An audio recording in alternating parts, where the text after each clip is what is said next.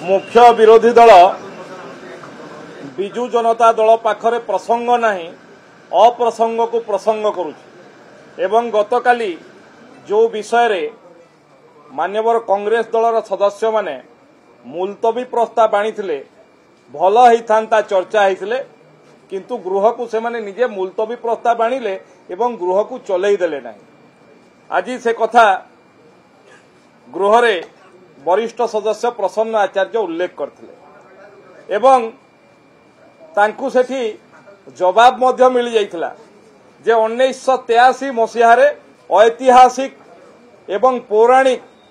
भावावेग सहित जड़ित थिबा गंधमार्दन पर्वत को बाल्को कंपनी को किए देइथिला लीज रे एवं दीर्घ दिनर आंदोलन परे एवं से आंदोलन नेतृत्व किए नैथिला वर्तमान बरगढ़ सांसद श्रीयुक्त प्रदीप पुरोहित। दीर्घ दिनर आंदोलन परे जेतेबेले 90 मसीहा रे बिजु बाबूंक नेतृत्व रे जनता दलर शासन है से पुनः पुणी बाल्को सांगरे एग्रीमेंट करथिले। जन आंदोलन परे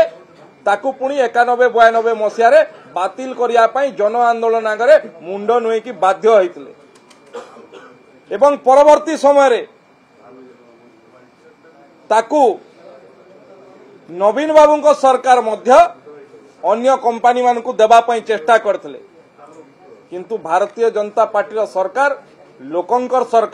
लोकंकर भावावेग को सम्मान दौतुवा सरकार एवं जो कंपनी कथा एठी उल्लेख करुथिले से कंपनी स्पष्टीकरण दे सारी।